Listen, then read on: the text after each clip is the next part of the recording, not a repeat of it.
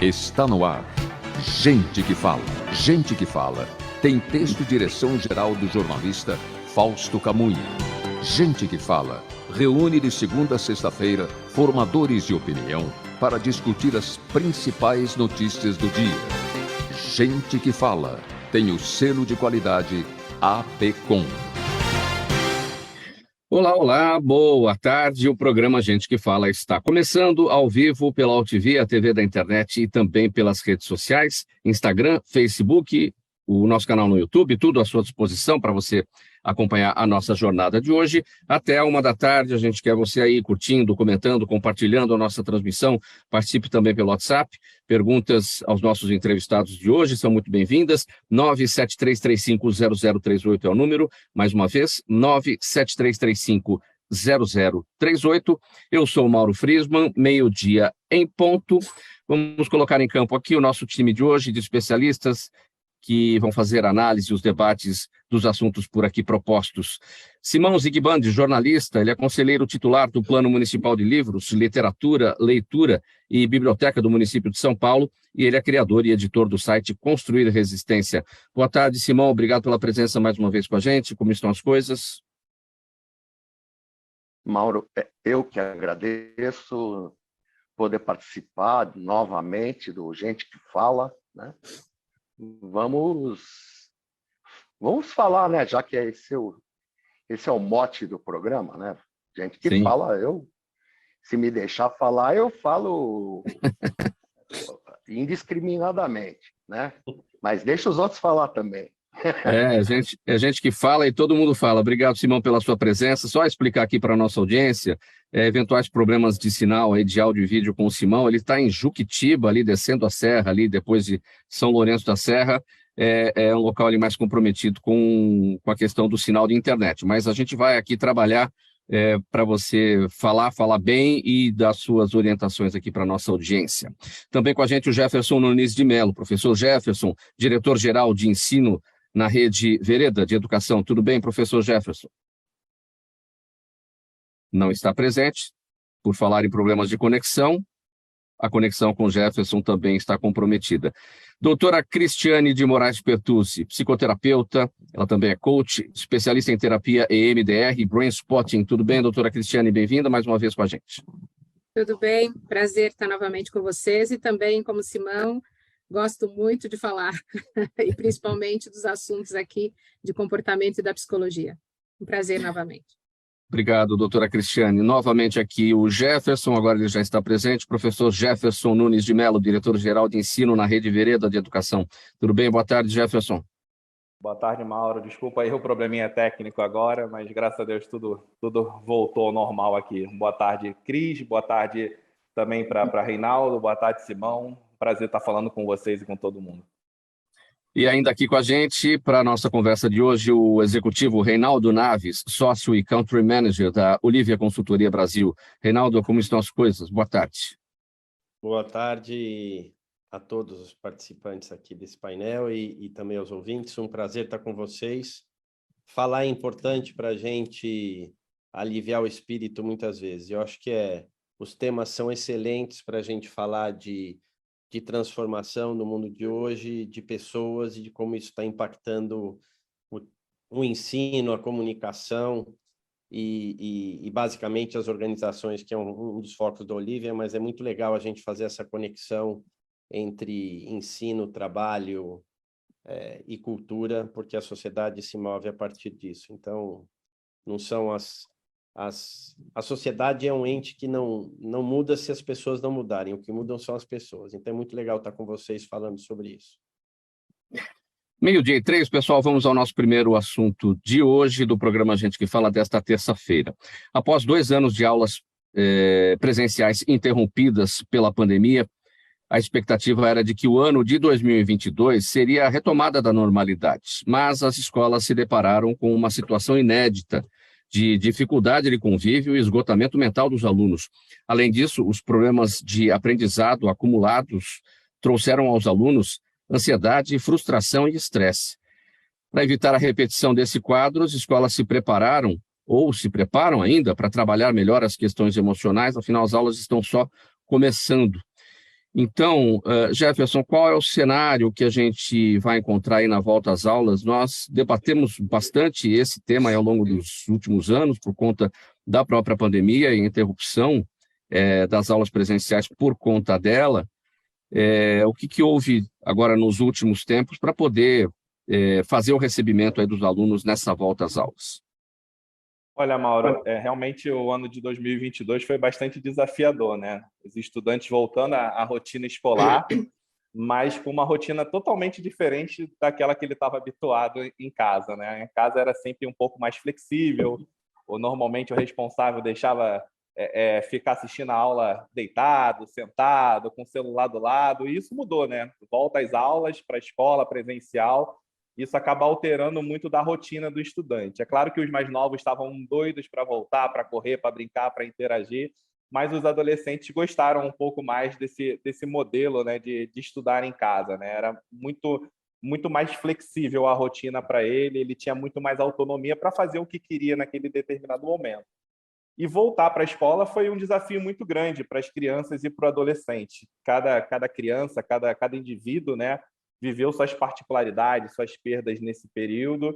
E o papel principal da escola, tanto em 2022, e eu reforço agora para 2023, é o acolhimento desses jovens que estão chegando aqui. Precisamos entender as particularidades de cada um, entender, fazer uma sondagem também, né, sobre como esse estudante está chegando, porque é fundamental que exista uma parceria com a família e a escola, né? A escola conseguindo fazer essa sondagem, esse diagnóstico, a gente consegue receber essa família, esses estudantes, né, de uma forma muito mais técnica e precisa. E a partir desse diagnóstico, dessa sondagem, a gente consegue traçar planos de desenvolvimento e a socialização desse estudante, né? Você falou muito bem, as escolas estão falando muito do desenvolvimento socioemocional. Isso faz parte da carga horária, da matriz curricular escolar, né? E é fundamental que as escolas tenham um olhar atento para isso, né? Porque é claro que o conteúdo é importante, o professor precisa ministrar o conteúdo para fechar o conteúdo do ano, mas nem sempre a gente consegue fazer isso num primeiro momento. Então, precisamos acolher, sim, não só os estudantes, mas como a família, tudo que eles passaram, para que a gente consiga desenvolver esses planos e, é claro, ao final de cada ciclo, tá revisitando, né? Vendo aquilo que deu certo, aquilo que não correu tão bem, para que no próximo ciclo, no próximo bimestre, né, a gente consiga restabelecer novas rotas junto com a equipe de coordenação, junto com professores. Então, acho que o momento é de acolhimento, né, e de sondagem, de diagnóstico de como esse estudante está chegando, para que a gente possa desenhar o ano de 2023 junto com a família ou junto com os especialistas que acompanham essa criança. Doutora Cristiane, a preocupação aqui em relação ao seguinte, vamos considerar os dois universos que temos, né? O ensino público e o ensino particular, dois universos completamente diferentes. No ensino público, não por falta de empenho dos profissionais, muito pelo contrário, eles fazem o que podem, mas a gente conhece a dificuldade de estrutura, dificuldade de investimento, enfim. Como esses dois setores, nas suas condições, estão olhando aí para a saúde mental dos alunos nessa volta às aulas, na sua avaliação?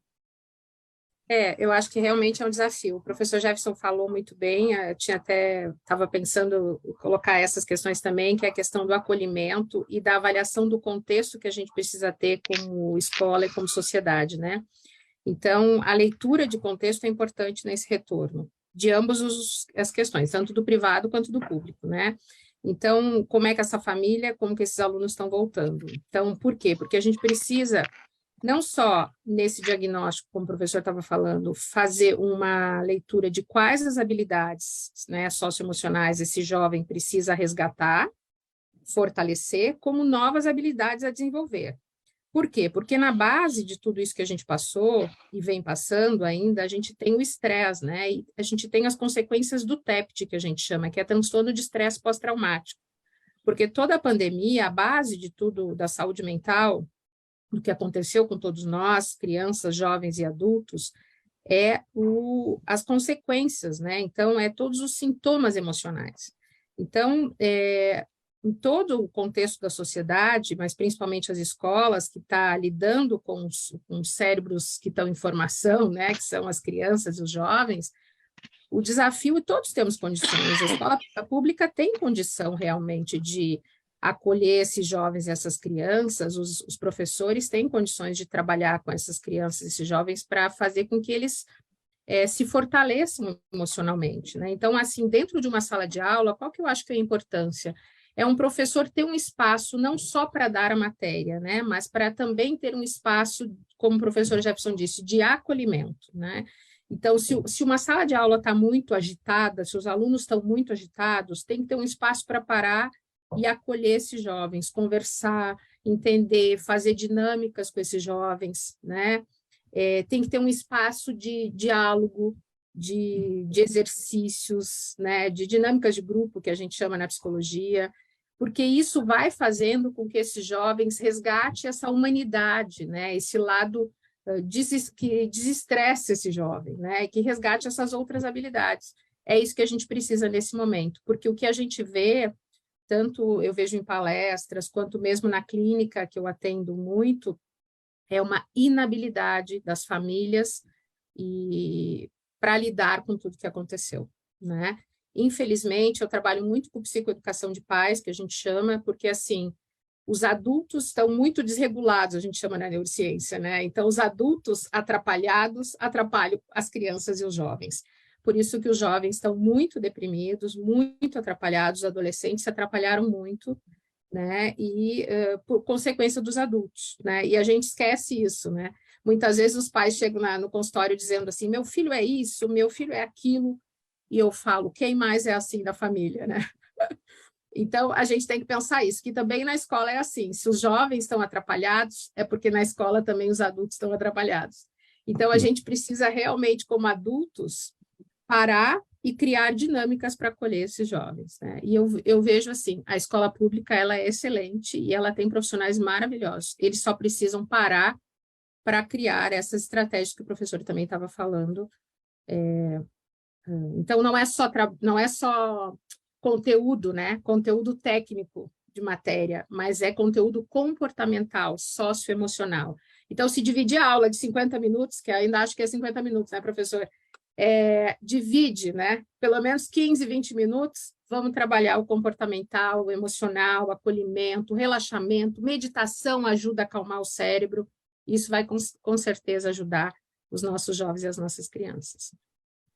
Reinaldo, as escolas têm condição de cuidar das famílias. A doutora Cristiane falou da inabilidade das famílias. E muitos pais olham a escola como sendo, assim, vamos despejar os nossos filhos lá. E os professores é que são responsáveis pela educação deles. E são, evidentemente, são responsáveis pelo ensino, não pela educação. A educação se ganha em casa, se recebe em casa, enfim. Mas a família desestruturada, que não tem a habilidade, que ficou mais perdida ainda no meio dessa confusão toda da pandemia, pode ser ajudada pela escola? Primeiro, eu queria dizer que é uma honra escutar o Jefferson e a doutora Cris sobre o tema, Mauro, se você me permite, porque a gente trabalha muito com o mundo organizacional e, na verdade, a empresa do futuro vai ser resultado de uma boa escola do presente e a gente vai da escola para os pais e para os professores. O que eu posso te dizer é que todo o processo de qualidade educacional, como é o processo de qualidade transformacional no mundo do trabalho, ele depende do exemplo, né?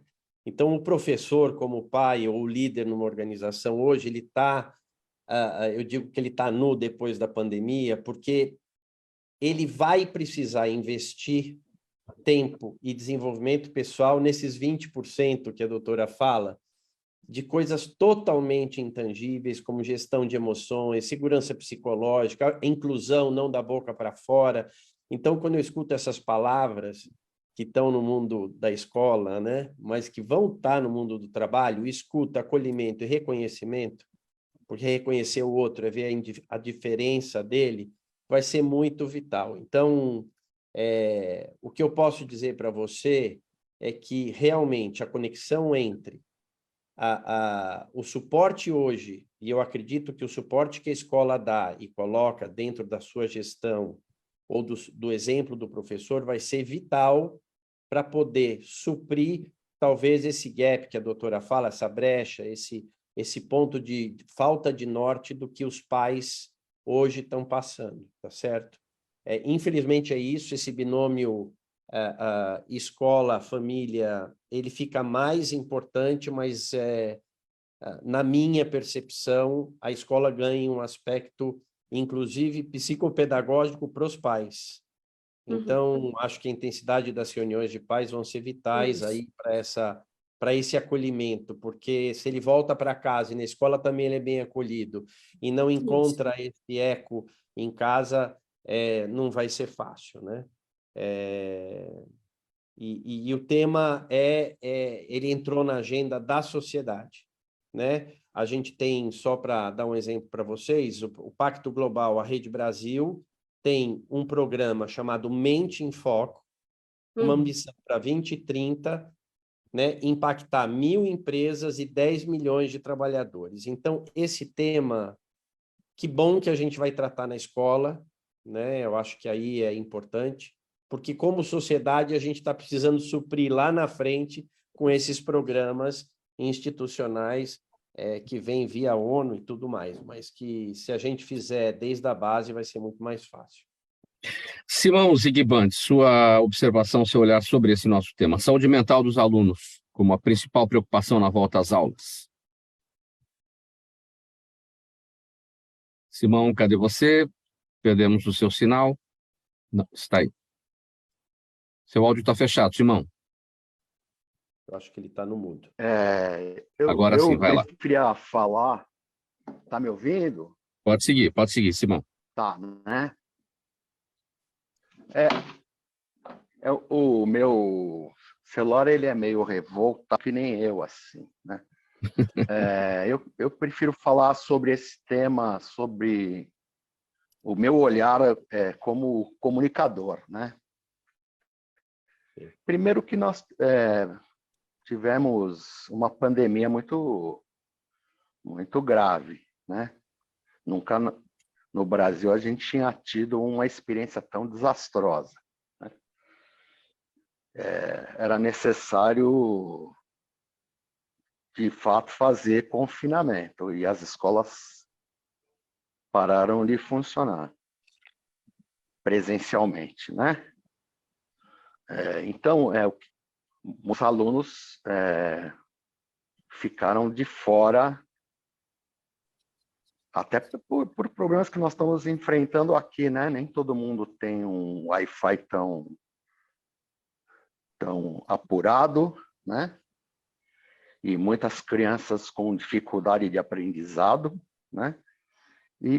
E ainda tendo que utilizar um recurso que não era usual, né?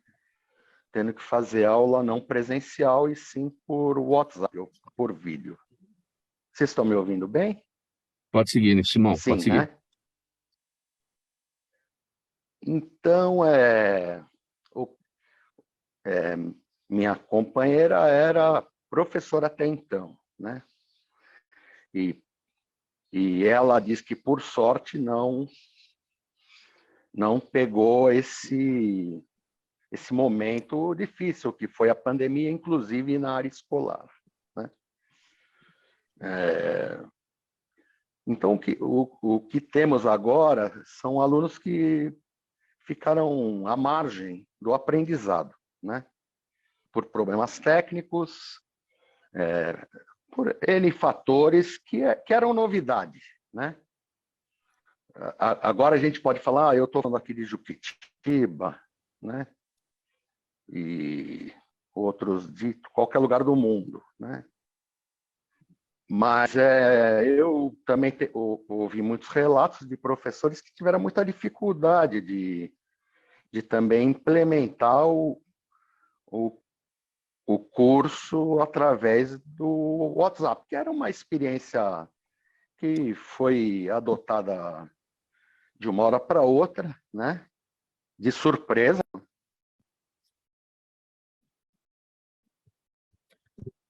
Simão, perdemos a sua conexão. Vamos seguir aqui. Fala, Simão. Para concluir, o seu sinal está bem comprometido. Você consegue concluir? Porque ainda tocou aqui para ajudar o meu celular, né? Então, eu vou concluir, sim, né? Acho que o ano de 2022 é um ano de resgate do presencial, ainda um pouco temeroso, né? Porque a gente não pode dar totalmente, né? Ainda encaram com dificuldade. Simão, eu vou te interromper, a sua conexão está realmente bastante comprometida, o áudio está saltando, a gente não tem a compreensão exatamente do que você está dizendo nesse momento. Eu vou aqui passar para o próximo tema, 12h20, no programa Gente que Fala, ao vivo pela UTV, a TV da internet, e também pelas redes sociais. O assunto agora, a partir de 2023, todas as escolas públicas e particulares do país devem se adequar às regras do novo ensino médio e sua estrutura aprovadas por lei em 2017 e que tem como objetivo propiciar uma série de inovações para todos os envolvidos na gestão escolar, desde alunos a docentes e gestores.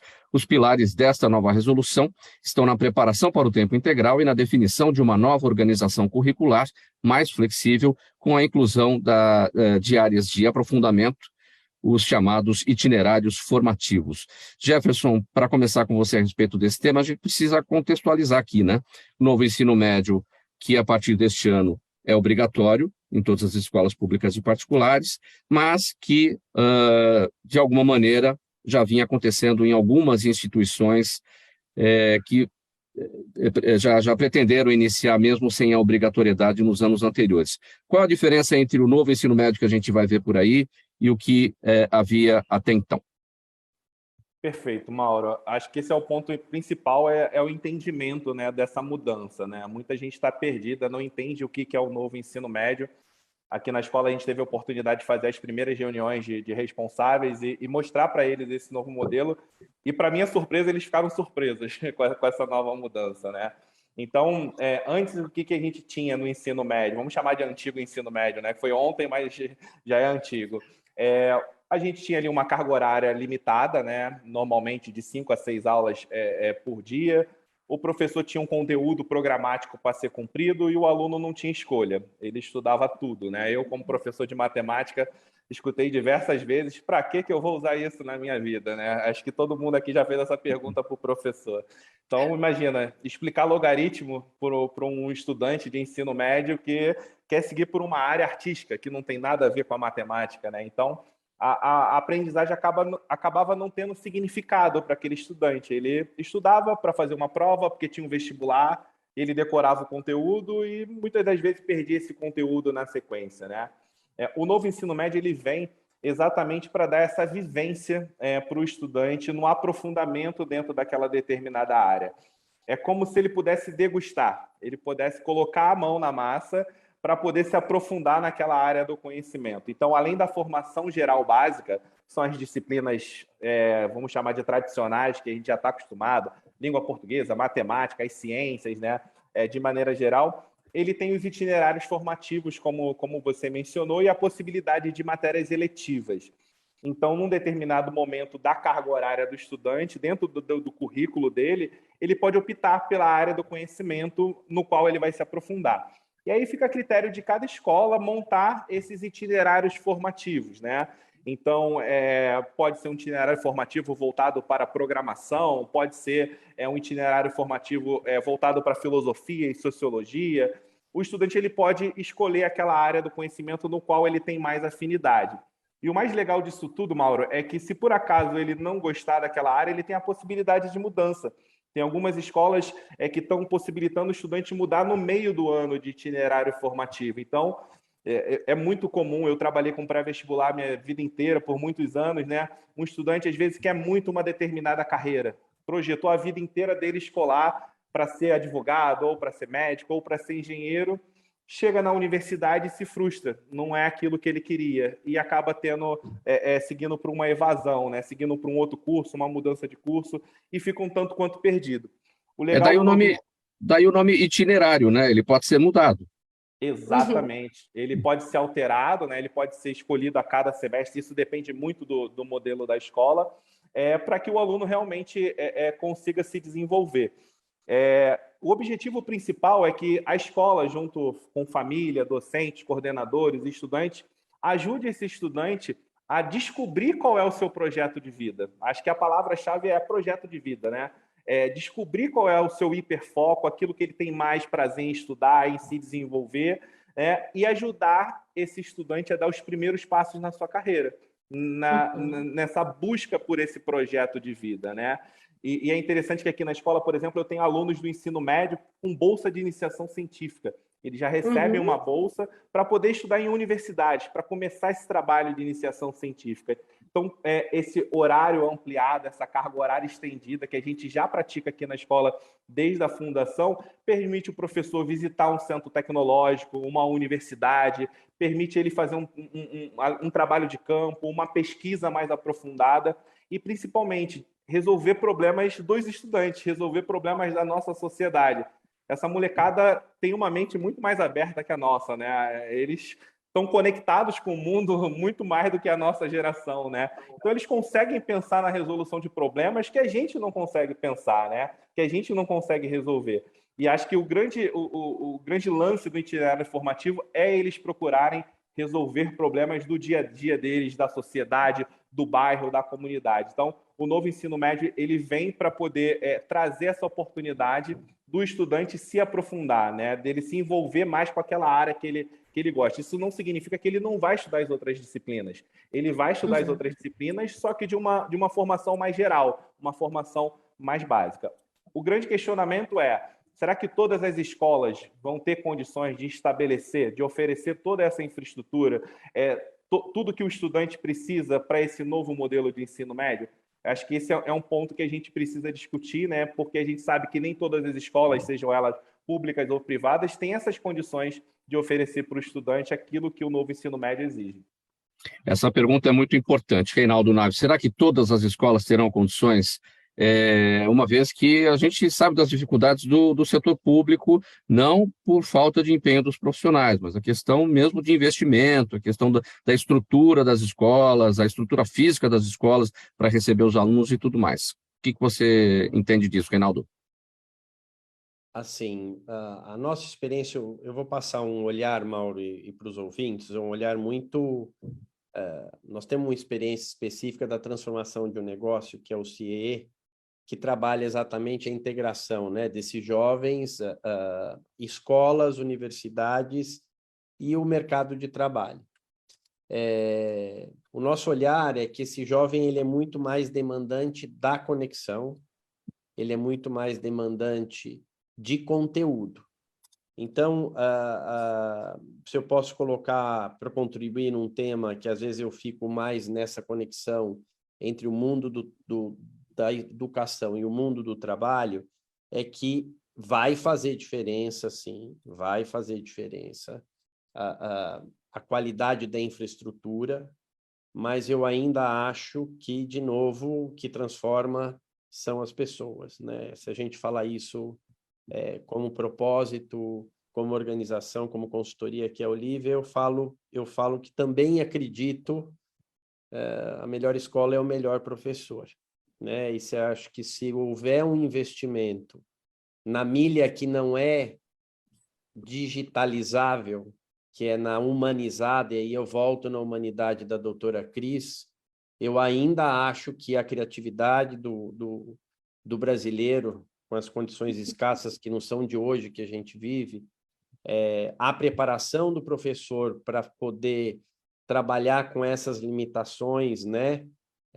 E a criação desse propósito para eles vai ser, eu acho que ela vai compensar, mas ainda, e espero que a educação volte a ter um protagonismo no governo atual, independente de qual seja a orientação dele, porque efetivamente é a nossa sociedade do futuro. Então, eu acho que é inexorável que a gente vai ter limitações orçamentárias, mas se houver uma atenção por professor, da mesma forma que na questão anterior, o exemplo vai compensar muitas vezes as soluções locais, né, específicas, educacionais desse jovem que vai se desenvolver pelo exemplo dele também.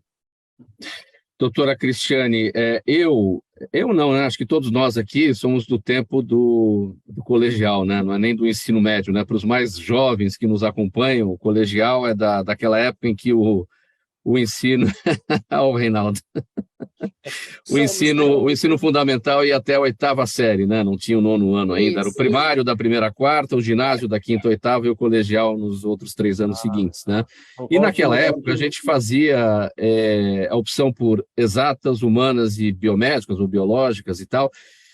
E a gente fazia o tal do teste vocacional, né? Que a gente chegava ali a um resultado, mas não via coisa encaixada, nem humanas, nem exatas, enfim, era um negócio difícil de lidar, né? E aí o erro na sequência ali na escolha da carreira, né? No final das contas, essas trilhas itinerárias, os itinerários formativos ou trilhas formativas, são, na verdade, um grande teste vocacional, não? Sim. Sim. E é interessante que ouvindo, né, o Reinaldo falar, o professor Jefferson também, eu tenho uma experiência não só como profissional, né, da área de comportamento, como de carreira também. Eu também sou da área de carreira, viu, Reinaldo? E sempre trabalhei desde o início da minha formação, tanto com executivos eu trabalho, quanto com orientação, né? Trabalhei no início da minha carreira com jovens, enfim. Mas também como mãe, eu sou mãe de gêmeos, tá? Que hoje já estão na faculdade, né? E eu acompanhei essa transição, viu, professor Jefferson?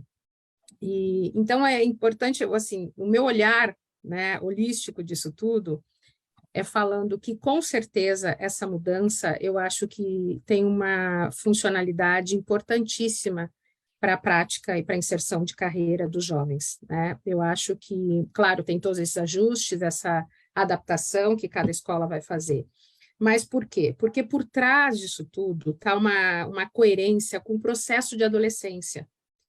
Porque a adolescência, ela é um fenômeno, desde quando o mundo é mundo, tá?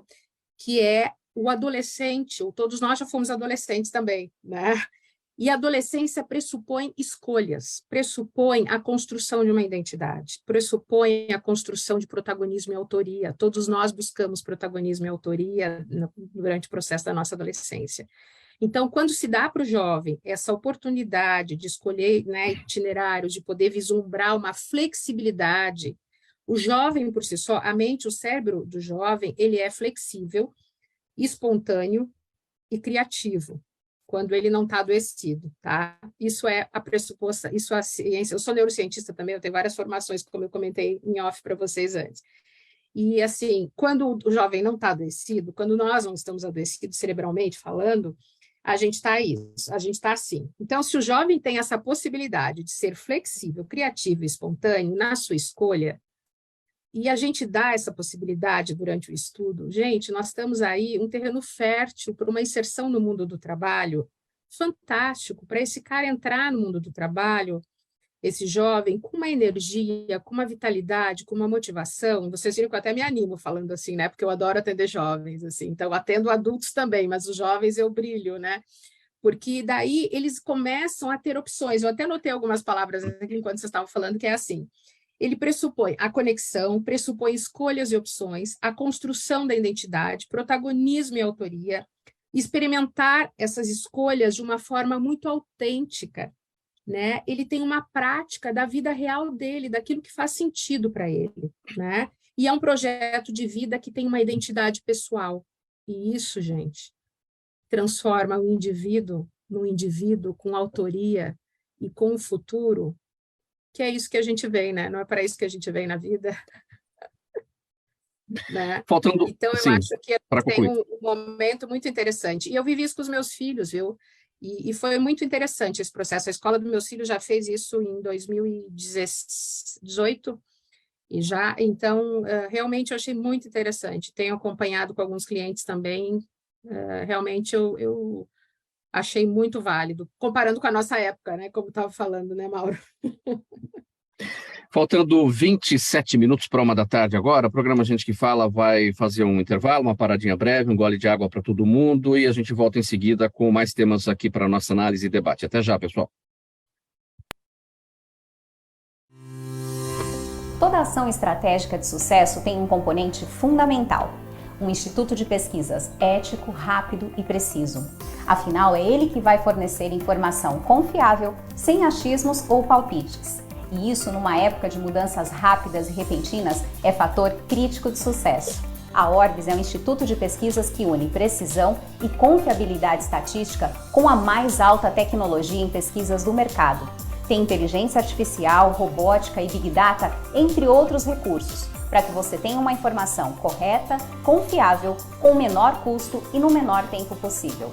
Na sua próxima ação, seja ela corporativa ou política, comece pela Orbis, porque com a informação correta, você vai mais longe, mais rápido e com mais segurança. Estamos de volta, programa Gente que Fala no ar, pela UTV, a TV da internet e também pelas redes sociais, Instagram, Facebook e o nosso canal no YouTube. Faltando 25 minutos para 1h da tarde, antes do próximo tema, quero te dizer o seguinte, você que está acompanhando a nossa transmissão, você que é empresário, executivo, representante de entidade, você que atua em qualquer atividade do nosso mercado, venha ser parceiro do programa Gente que Fala. A gente está no ar há 21 anos, levando informação todos os dias ao vivo, a partir do meio-dia, os assuntos do dia, as questões da economia, da política, da cultura, da saúde, enfim, tudo passa aqui pelo programa Gente que Fala, sempre, e a gente está em busca de novos apoiadores para nos ajudar aqui nessa nossa missão, nessa nossa tarefa de trazer os convidados de altíssimo nível, autoridades de todos os setores para essa nossa tarefa aqui do dia a dia.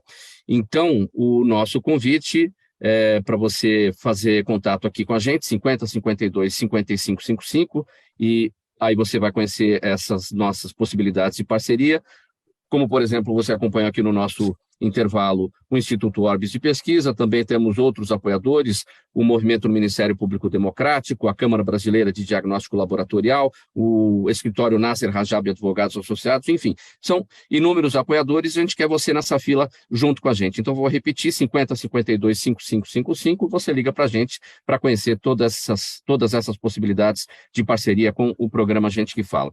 24 minutos para 1h da tarde agora. Simão, você está aí? Vamos ver como é que está a sua conexão para falar sobre o seguinte, a reportagem do programa Fantástico da TV Globo, é feita pela Sônia Bride, pelo Paulo Zero, sobre a tragédia do povo Yanomami em Roraima. Aquela reportagem é simplesmente impressionante, comoveu o mundo inteiro, as imagens estarrecedoras de pessoas, muitas crianças, todas desnutridas, e tudo isso é a face mais chocante, mais gritante de uma crise humanitária grave, resultado principalmente de políticas de Estado que favoreceram o garimpo ilegal naquela região. Para muitos, essas imagens são apelativas, mas elas podem ser fundamentais e devem ser fundamentais para a responsabilização dos culpados, como ocorreu com as fotos até hoje gravadas em nossas mentes de muitas guerras e também do Holocausto na Segunda Guerra Mundial. Simão Ziguiband, como é que isso tudo te tocou, aquela reportagem, você que é jornalista, enfim, como é que isso chegou até você? Mauro, sem palavras, né? Concordo, escrevi um texto, inclusive, sobre o tema, né? Não só sobre a reportagem, né? Porque a reportagem é só o registro de uma calamidade humanitária, né? Intencional, né? E por sorte, a nossa maior emissora, a maior do país da América Latina, deslocou uma repórter sensível, como a Sônia Bride, para fazer a cobertura de um tema complexo, que até então ficou, como eu poderia dizer, ficou debaixo do tapete, né? Houve 21 pedidos de ajuda, mas existe uma política deliberada, né, de invasão da área das reservas indígenas, né? E esse foi o motivo maior daquele genocídio, né? Porque aqui morreram 370 crianças Yanomamis de fome, de desnutrição, né? Então, É irrefutável o que houve. Na minha opinião, os culpados devem ser punidos, né? Existem culpados e eles devem ser julgados e punidos, né? O Brasil se tornou um país complexo, né? Criminal, né? Tivemos também um assassinato de um jornalista estrangeiro na região, né? E de um ex-funcionário da FUNAI, né? O problema já vinha se arrastando. Hoje eu vi no Facebook, porque também é uma fonte de informação de pessoas que estavam dizendo já no governo do Jader Barbalho já tinha morte de indígenas. O que não o que é realidade, já aconteceu, mas não uma tragédia humanitária. Né? Existiu um problema pontual, não foram, na minha opinião, assassinadas 370 crianças. Né? Então, o genocídio virou uma marca do governo anterior. Agora eu vou botar o dedo na ferida. Né? Nós tivemos 670 mil mortes por incapacidade de gestão, né? Por não compra de vacina, abandono das áreas indígenas. E nós estamos aí, todos nós brasileiros, vamos ter que reconstruir esse país. Não foram só os Yanomami. Todos nós sofremos uma política genocida, de extermínio dos pobres, dos trabalhadores, né? Enfim, eu vou dar minha contribuição solidária no que eu puder. É isso. Obrigado. Faltando 19 minutos para 1h agora, eu vou seguir aqui com o próximo tema. Doutora Cristiane, vamos falar do seguinte. Recentemente, o jornal The New York Times, publicou um artigo sobre a sensação de tédio, vazio, dificuldade de concentração, falta de alegria e de objetivos que vem crescendo na sociedade moderna. O artigo explica que, para não definhar, que é o termo usado para definir essa sensação, as pessoas precisam de uma vida com significado, objetivos e valorosa, mas o que se vê é uma trupe de pessoas ansiosas, insatisfeitas e infelizes. Por que está acontecendo essa substituição de significado, objetivos e uma vida de significado, objetivos e valorosa por uma vida com ansiedade, com insatisfação e infelicidade? Onde é que está o equívoco do ser humano moderno, doutora Cristiane? Bom, esse equívoco já vem de longa data, né? Não é recente. Talvez a gente está se apropriando ou cada vez se preocupando em dar nome, né? Ou nomear esse equívoco, né? E eu falo que a pandemia, em um certo sentido, começou a dar valor, como eu digo, à mente, né? Eu brinco que até pouco tempo a gente só cuidava até o pescoço. Agora a gente começou a cuidar do pescoço para cima, né? Que é o nosso centro principal da vida humana, que é a mente e a cabeça. Então, mas principalmente porque a gente vive no piloto automático, né? Vulgo piloto automático, que tanto se fala. E por que piloto automático? Porque o cérebro ansioso é um cérebro que vive no futuro. É um cérebro que está em estado de alerta, que está em situação de emergência, que está sob estresse. É um cérebro que quer controlar o incontrolável, né? Porque a gente não controla nada. De novo, a pandemia veio para nos mostrar isso, né? No início dos primeiros dias da pandemia, eu não parei de atender 1 minuto na pandemia, né? Nunca parei de trabalhar, né? Para mim não teve, graças a Deus, nenhum problema de trabalho. Eu me lembro que eu sempre perguntava para os clientes assim, qual é a tua maior preocupação? Qual é o maior gatilho para ti durante a pandemia? Eu perguntava para os clientes. Ele dizia assim, eu não sei o que vai acontecer amanhã. E eu devolvia a pergunta, mas a gente sabe o que vai acontecer amanhã? Daí a pessoa parava e dizia assim, não sei. Eu digo, pois é. O cérebro humano ele tem um grande equívoco. A gente acha que a gente controla e a gente sabe o que vai acontecer daqui 2 minutos ou o que vai acontecer amanhã. Então, o que faz as pessoas terem essa sensação é que a ativação, o jeito que a gente vive a vida, a gente não vive o cérebro no momento presente. Então, isso vai fazendo com que o cérebro humano fique num estado de... Eu uso o termo ativação porque é um termo que a gente usa mesmo na neurociência, que vai fazendo com que o nosso corpo... É como se a gente não saboreasse as coisas. É como quando a gente come uma comida de fast food e depois que a gente comeu, o cérebro processa aquele gosto. Daí tu diz, eu comi, sei lá, né? Eu comi um hambúrguer, eu comi o cheeseburger de carne e não de frango. Então, é isso que faz o cérebro humano ter essa sensação de vazio, de tédio, porque a gente não está se apropriando das nossas experiências, da nossa vivência. Eu usei essa metáfora do fast food para mostrar como é que o nosso cérebro processa as nossas experiências.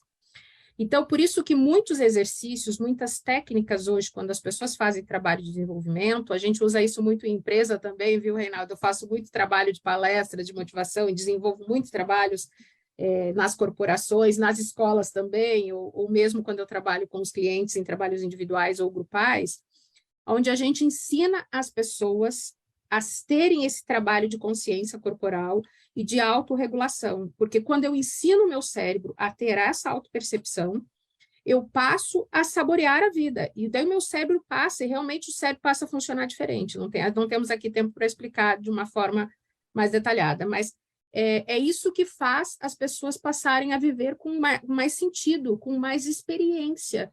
De fato, é saborear a vida. E isso tem como a gente fazer isso com o cérebro. Do contrário, o cérebro é ansioso, está no futuro, come uma comida, mas não percebe, ou seja, vive a vida, mas não saboreia as experiências, ou vive no passado, que é o deprimido, né? Porque eu fiz, nossa, porque aconteceu. Então, isso sempre existiu, o mundo capitalista, o mundo agitado, ele está assim. Por isso que as pessoas, quando podem ganhar um aumento, ela ganha um aumento, naquele primeiro mês aquilo faz um sentido, daqui a pouco não faz mais sentido. Ganha uma promoção, faz sentido, daqui a pouco não faz mais, né? Tem um amor novo, está super feliz no primeiro mês, os primeiros meses, daqui a pouco não faz mais sentido, porque as pessoas, o cérebro e o corpo humano, ele continua completamente desregulado. Então, é isso que faz as pessoas hoje estarem num sentido totalmente biológico, químico, de uma forma, enfim, vivendo num jeito totalmente errado. Nesse mundo tecnológico, doutora Cristiane, vamos considerar o seguinte, que estamos num mundo mais fácil agora, com tecnologia, no mundo digital, que estamos num mundo mais fácil. Tem gente que pensa assim, tem gente que acha que o mundo anterior, analógico, era mais fácil. E tem gente que acha que a tecnologia que facilitou tudo, então este é o melhor momento. Se este é o melhor momento, porque a tecnologia facilita a vida, por que as pessoas entram nessa situação? Se a vida está mais fácil. Na verdade, a tecnologia ela nos facilita, nos ajuda e nos propicia muitas oportunidades, mas como tudo que for em excesso, ela vai trazer ônus e bônus. Então, a tecnologia, ela traz, inclusive, ela ativa algumas áreas do cérebro, principalmente quando a gente fala de cérebros e informações, como a gente estava falando dos jovens antes, ela ativa áreas do cérebro que as drogas ativam. Então, ela vai trazer uma aceleração, inclusive essa aceleração que eu estou comentando, que faz as pessoas ficarem hiperativadas, que ela vai trazer um malefício para o cérebro. Então, vai fazer as pessoas não viverem o mundo presente, ela vai estar sempre de uma forma totalmente desregulada. Então, eu falo que a tecnologia ela precisa ser usada também na medida, tanto para jovens quanto para adultos, né? Então, tudo precisa ser comedido, na verdade, justamente pegando o início, assim, para não termos tédio, para nós não definharmos como ser humano e na nossa humanidade, né? Faltando 12 minutos para 13h, o próximo tema aqui do programa Gente que Fala, para o Reinaldo, é o seguinte: num mundo em constante transformação, a adaptabilidade, ou seja, a capacidade de reagir e se adequar a mudanças, é apontada como uma das principais competências para os próximos anos.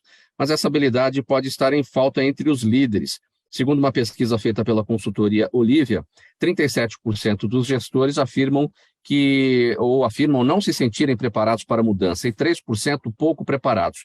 O objetivo do estudo foi revelar a importância dada pelas empresas à cultura organizacional nos processos de mudança pelos quais passam. Reinaldo, essa adaptabilidade, ou seja, a capacidade de reação, de adequação às mudanças, É uma coisa nata? É uma habilidade que se ensina, que se adquire? Eu vou ter que vou ser rápido, mas eu vou ter que começar. Por que que a gente faz isso, né? A gente falou muito de propósito aqui, né?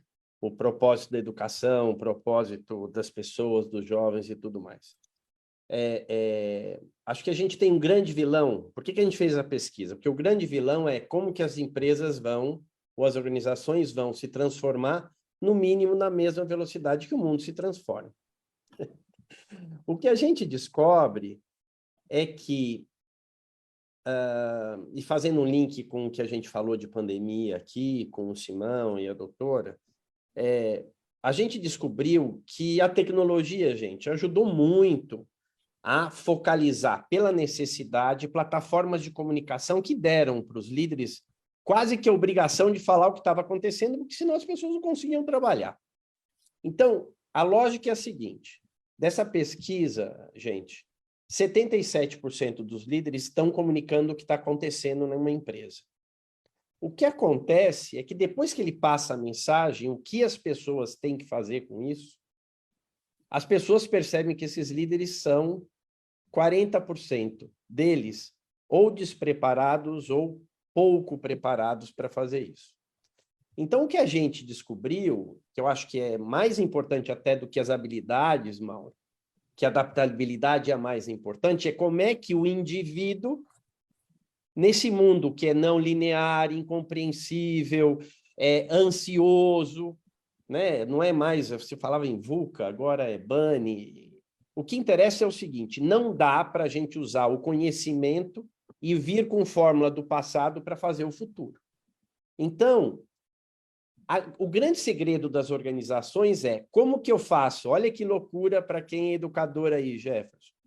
Como que a gente tem perguntas poderosas e inteligentes para a gente construir o cenário para onde a gente quer ir? E isso é adaptabilidade.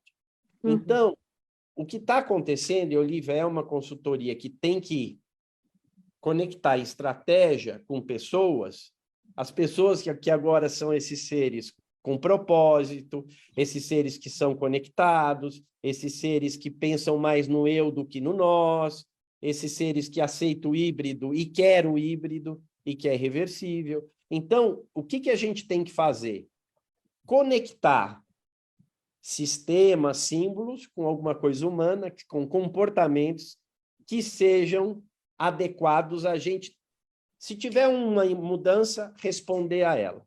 Isso é adaptabilidade. Então, isso não é fácil, e isso é extremamente, não é só processo e não é só pedagogia, é comportamento. E o comportamento vai passar por habilidade de escuta, por acolhimento de ideia, por inclusão, né? Por colaboração, por desapego. Então, o que as organizações estão, e felizmente é onde a gente trabalha, e que é o grande... No final do dia, a última milha da transformação será humana. E a minha convicção é a convicção da Olivia, é por isso que a gente já está, graças a Deus, tendo expansão em função disso, é como a gente faz essa última milha no mundo do trabalho, que traga toda essa bagagem comportamental, que vai ser capaz de dar respostas improváveis a problemas imprevisíveis. Então, isso vai fazer sentido, né, doutora? Eu acho que aí vocês vão ter uma coisa importante, Mauro, que é a felicidade corporativa hoje não é mais o ser feliz convencional. Se a contribuição que eu tenho consciência que posso dar é recebida, reconhecida e valorizada na empresa que eu trabalho. Isso. Então, o Joy Index que a gente faz é exatamente olhando isso. E acho que o grande segredo, Mauro, é como as organizações vão medir a capacidade dos seus líderes de entender mensagens, repassar e engajar suas equipes. E é isso que é a grande fronteira da gestão da mudança que a gente trabalha e que, eu volto a dizer, passa por educação e por comportamento, né? E por isso que eu acho que foi muito rica essa discussão no grupo. Tá bom. Perguntas da nossa audiência agora, eu vou pedir brevidade para todo mundo, uma pergunta para cada um. Professor Jefferson, a Carolina Mello está no Facebook, quer saber como a escola deve lidar com o bullying e qual é o limite. Excelente pergunta, né? Eu acho que consegui responder isso lá na minha primeira fala, né? Acolhimento, né? Então, primeira coisa é entender a realidade dos estudantes, né? Bullying, de fato, é crime. A gente não pode permitir de forma alguma isso acontecer dentro das escolas, né? Mas, como a gente falou lá atrás, os contextos são diferentes. Cada criança, cada adolescente chega com uma realidade aqui diferente, né? Muitas das vezes ele sofre esse tipo de comportamento na casa dele, né? Ou no ambiente familiar, ou onde ele mora, né? Então ele acaba trazendo isso para a escola. Então o papel da escola, de fato, é orientar esses estudantes. E não adianta a gente fazer uma ação pontual com aquele estudante, né? A gente precisa entender se isso é um problema da nossa sociedade, da nossa comunidade, da escola, né? A gente precisa discutir com os estudantes. Então, por que não levar para eles esse problema e eles nos apresentarem solução de resolução desses problemas? Então, de novo, é muito importante que as famílias estejam envolvidas e façam parte da comunidade escolar.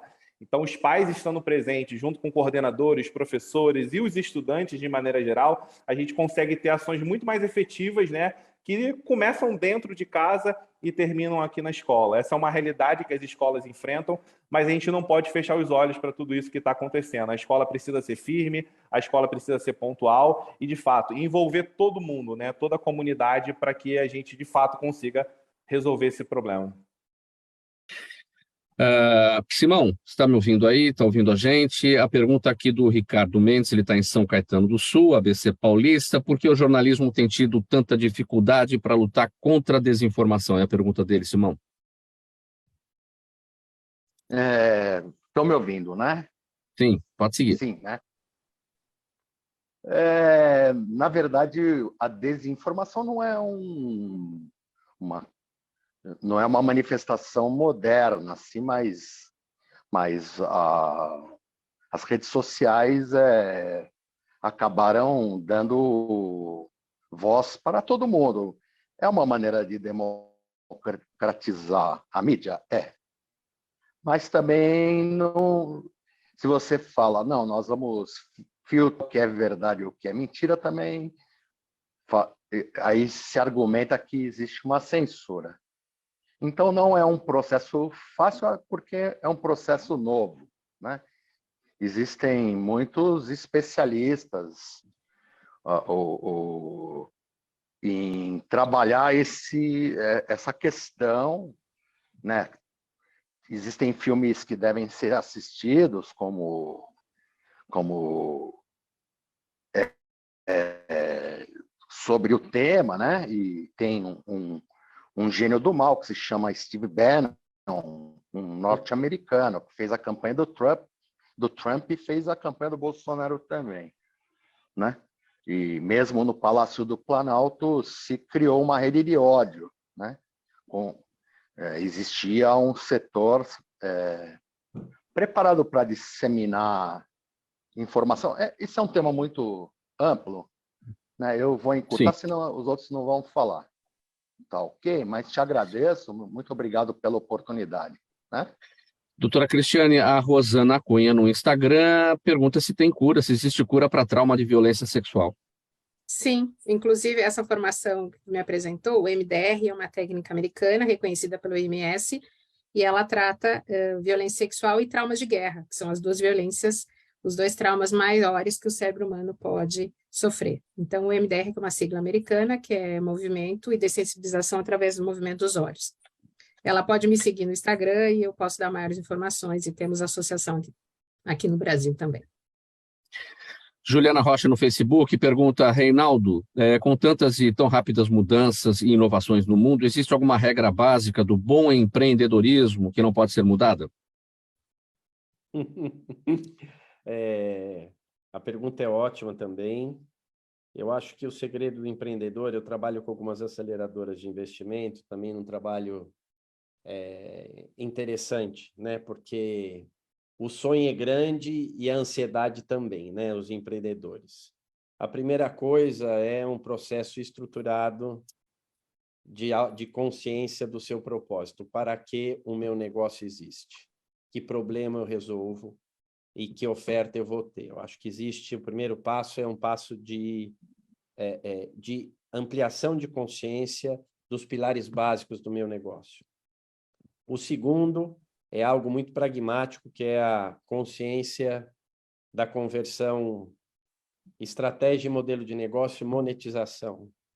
Tratar dos aspectos de sustentabilidade financeira da operação, não querendo fazer nenhuma alusão a toda a controvérsia atual das grandes empresas que acabam esquecendo o terceiro tema. Então, voltar ao propósito, estruturação do seu plano de negócio e, em terceiro lugar, uma governança orientada a checar o seu propósito, a sustentabilidade do negócio e a contribuição social que esse negócio possa fazer.